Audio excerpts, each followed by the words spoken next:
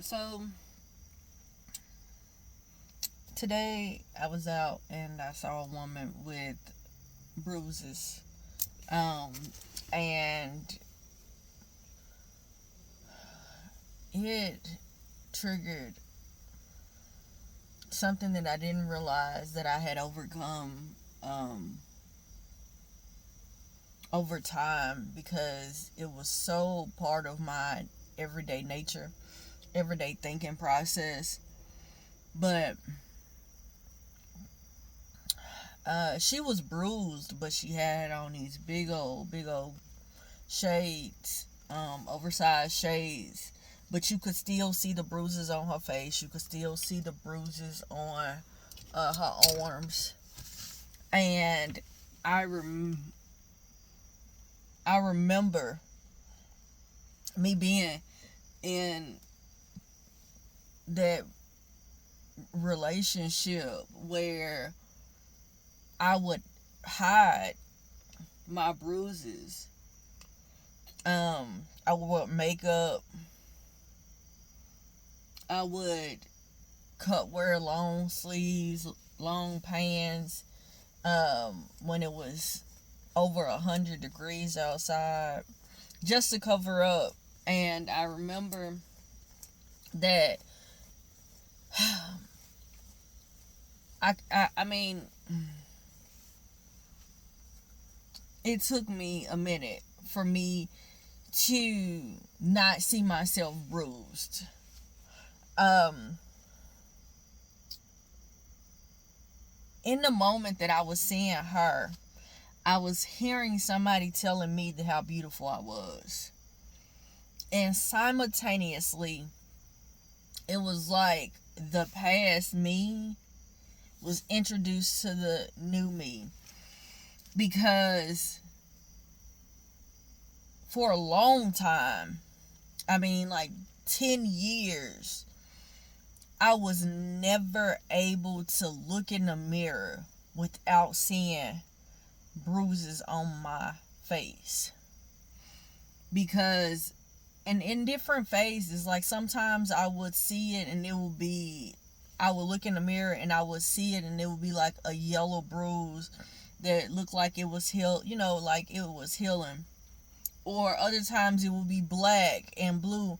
And I remember one time I was getting ready, and I don't know where me and the children were going, but everybody just kept coming in, and I kept washing my face. Little did they know, I don't wear makeup, like that. I don't do full coverage or anything. Like, that's a rarity. Like, I haven't done a full face since the abuse, because that was the only way that I had to heal, like to cover up. Um so, and even when I wore a full face of makeup, people still was able to see my bruises. They acted as if they didn't, but the uncomfortableness of them, the side eyes, the catching them looking at me, but not looking at me, trying to figure out if that's a bruise or whatever, the whispers, the uncomfortableness, like just somebody, people being uncomfortable with talking to you or being around you. um it all let me know that I was seen, even when I wasn't seen. But or I should say the bruises were seen. But I remember wiping my face, and my children, they weren't even paying me no mind. But I in that moment I remember just having to kind of like keep breathing, because I was having a full-fledged panic attack, but I could not express it. I couldn't show it because I couldn't allow how I was feeling to affect their day. All right. So as I'm getting somebody to compliment me today, and I'm looking at this lady, I had to just sit in the car and I just had to show gratitude because, and just say thank you, because I'm so glad that I'm not there anymore. Like, it took so much courage for me to, one, realize how beautiful I am. And I'm not saying that so you guys can get on here and tell me. No, I'm not. I'm on here so I can give somebody else the encouragement for them to know that you will be able to heal this. You will. You will be able to go through it. You can fight through it. Those bruises, those words, the things that said, they last for a long time. But at the same time, there will be a time where it's not there anymore. Like, I can look in a mirror and I don't see my bruises. I can look in a mirror and I can truly see my face for what it is. I can look in the mirror and, or when somebody gives me a compliment, I don't have to think, or I don't think that they're just saying something to just be nice. Like, I can own up to, that's me. That is me. So I want you guys to understand, like, truly understand that your time is coming. Your time to, and it's gonna take a ongoing healing. Like, don't expect that you are going to heal from this type of abuse and then it's just gonna happen overnight where you're gonna feel better. No. Like, I'm 16 years, like, okay, so for 13 years I have been out of this physically, mentally, and emotionally abusive relationship.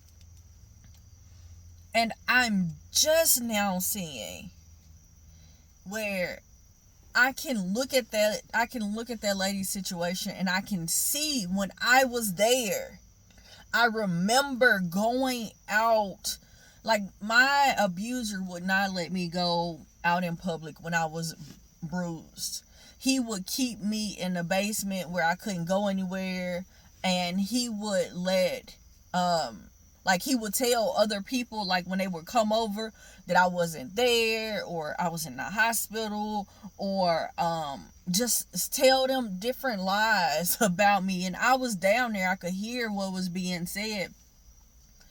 But the fear and the embarrassment of what I was going through, it just hurt. It paralyzed me. It crippled me a lot of times. And sometimes I was drugged up and I couldn't leave or couldn't go and say anything. But I remember this one time I was bruised. This situation was fresh. I mean, fresh. Like, he had kept me up for like 3 days straight. And he was on my head. That's all I can, I'm trying to censor what I'm saying because I don't know what you can and can't say on this platform. But he was on my head. And I had bruises. I had, like, his handprint on my arm. I had my eye was not black anymore. It had some purple pieces, but it was yellow. It was yellow, and I never forget this shit. His brother's girlfriend came over to see if I would ride with her somewhere. And I remember him saying that I was asleep. And then saying, well, she was like, well, I just want to get out the house for a minute. I ain't seen her, whatever. And I remember him coming down there and him grabbing me so hard.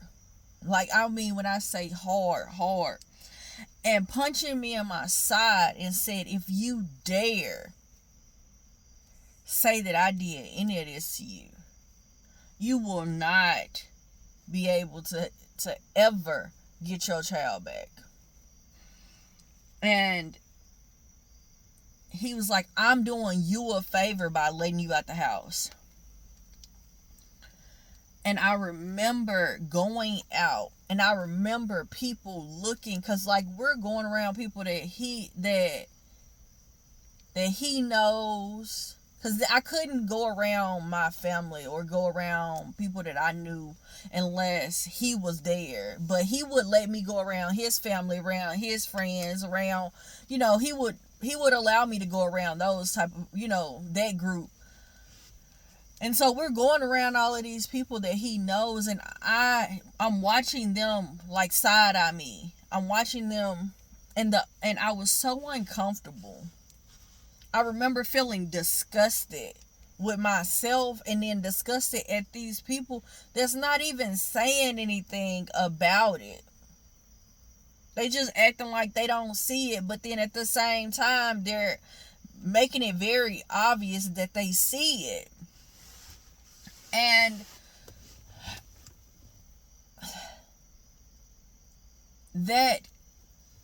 I say that little girl because I was fairly young, but the lady that I saw, she was much older than me. And so I want us to know that it doesn't matter how old or how young, age-wise you are. You can find help. There's help. There's a way out. You don't have to stay. You don't have to, even for me, I was staying for my children. I wanted them to have that structure and a family life, and I wanted them to actually be able to love. You know what I'm saying? Like, to truly see love, because I grew up where a man and a woman should, should stick it out. They should be together regardless. They should grow old together. So for me, I wanted that. I wanted that very bad. And so I accepted BS that I didn't deserve. You can get through it. Like, I don't know how to tell you this. The bruises that healed and you no longer physically see, the ones that that keep replaying in your head, the things that's said, the things that's done that trigger you, that make you frightened, that makes you scared. It will be a time of the past soon. Don't give up. Don't turn around. Don't give in. Be so courageous when moving forward that you come to accept that if whatever consequences come my way for me to protect my life and my children's life, I'm willing to accept that. And when you think about it like that, because for me, that's what I had to do. And not saying that I was out here doing anything illegal that I knew of. If I did something illegal, I didn't know that I was doing something illegal. But I had to protect me. Like, my life, I had to realize how valuable my life was, even when other people didn't. And then I had to get to a place of not giving them the benefit of the doubt. Because, I went through a divorce, right? And I was holding back information. I was holding back stuff that happened to me. I was holding back because I was trying to protect him. And it was so ironic to me because it was like, how is it that I'm trying to protect the very person that has shown me over the years that he is trying to fucking kill me? Like, how in the hell am I trying to protect somebody that has did everything in their power to let me know how much they hate me, have did everything in their power to let me know that, and told me that they were gonna make it their fucking mission, and not using his exact words, but he said that hella high waters, he was gonna make sure that he off me. And he let me know, don't think that I ain't never did. You know I have. You know I'm capable of it. Please understand. Please understand that your life, your children's future is worth whatever consequences come your way. Whatever it is, it's worth it. Because their future, their happiness, they deserve it. Like, they deserve that happiness way more than anybody else. I know it's scary, but the future you will thank you. I swear that future you will thank you.